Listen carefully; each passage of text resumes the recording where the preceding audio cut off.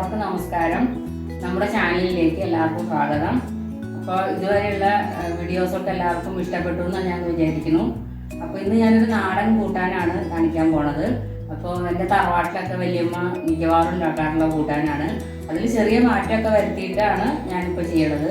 പച്ച മാങ്ങ കിട്ടുന്ന സമയത്താണ് വലിയമ്മ ഇത് ഉണ്ടാക്കാറുള്ളത്, ഈ കൂട്ടാൻ.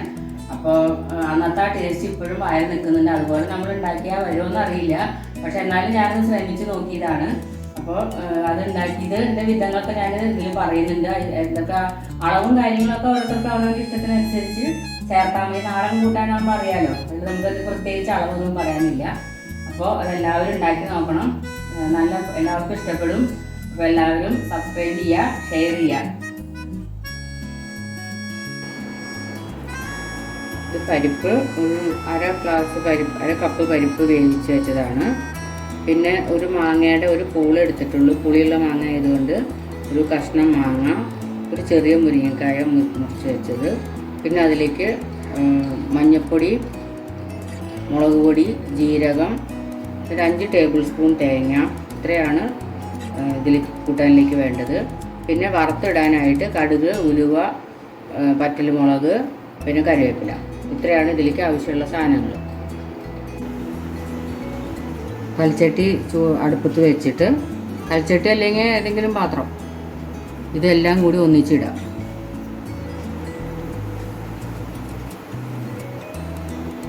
അതിനുശേഷം ആവശ്യത്തിന് വെള്ളം ഒഴിക്കുക. ഇത് വേവാൻ ആവശ്യത്തിന് വെള്ളം മതി.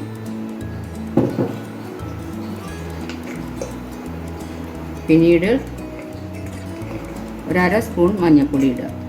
കൂട്ടാനിലേക്ക് ആവശ്യമുള്ള മഞ്ഞൾപ്പൊടി.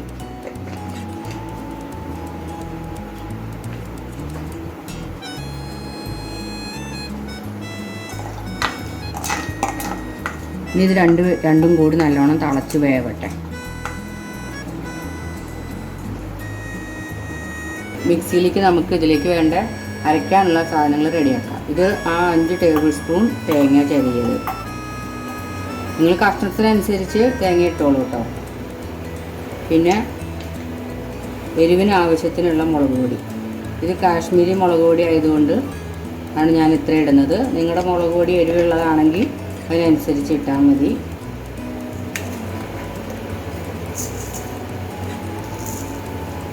പിന്നെ ഒരു സ്പൂൺ ജീരകം.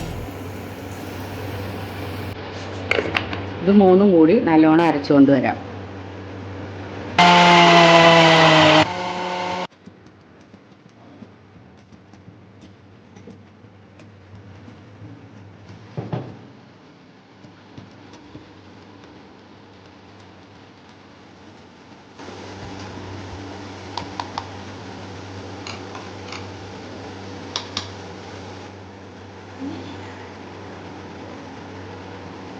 നമ്മൾക്കുള്ള പരിപ്പ് മുഴുവൻ ഇതിനകത്തേക്ക് തന്നെ ഒഴിക്കുക. എന്നിട്ട് നല്ലപോലെ ഇളക്കുക, യോജിപ്പിക്കുക.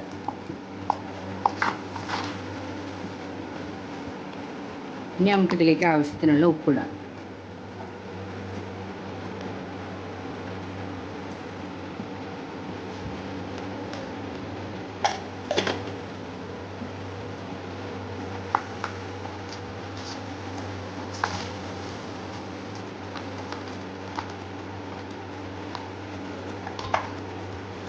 അതിനുശേഷം നമ്മൾ അരച്ച് വെച്ചിരിക്കുന്ന തേങ്ങയും ജീരകവും മുളകും കൂടി ഇതിലേക്ക് ചേർക്കുക.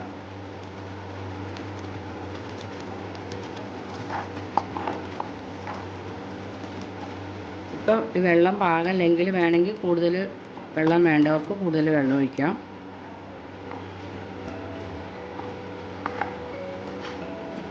ഇതെല്ലാം കൂടി നല്ലോണം തിളക്കട്ടെ. നല്ലോണം തിളയ്ക്കുന്നുണ്ട് ഇപ്പോൾ കൂട്ടാൻ. തിളച്ചാൽ മതി. തേങ്ങ അധികം തിളച്ചിങ്ങനെ കുറുകണ്ട. ഇത്രയും തിളച്ചാൽ മതി. ഇനി നമുക്ക് തീ ഓഫ് ചെയ്യാം. കൽച്ചട്ടി ആയതുകൊണ്ട് കുറച്ച് നേരം കൂടി തിളയ്ക്കും. അതുകൊണ്ട് നമുക്കിപ്പോൾ ഓഫ് ചെയ്യാം. ഇനി ഇതിലേക്കുള്ള വറവിടണം.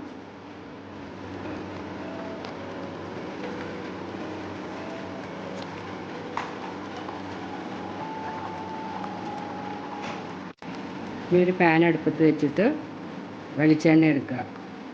വെളിച്ചെണ്ണയാണ് ഇതിന് ടേസ്റ്റ്.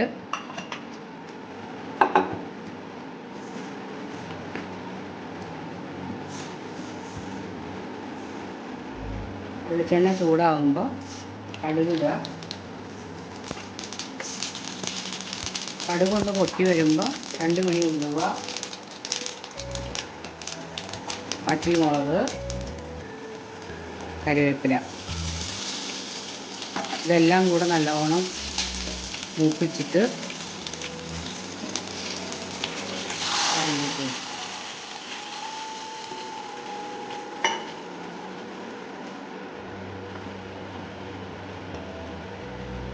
പരിപ്പും മാങ്ങയും കൂട്ടാൻ റെഡി.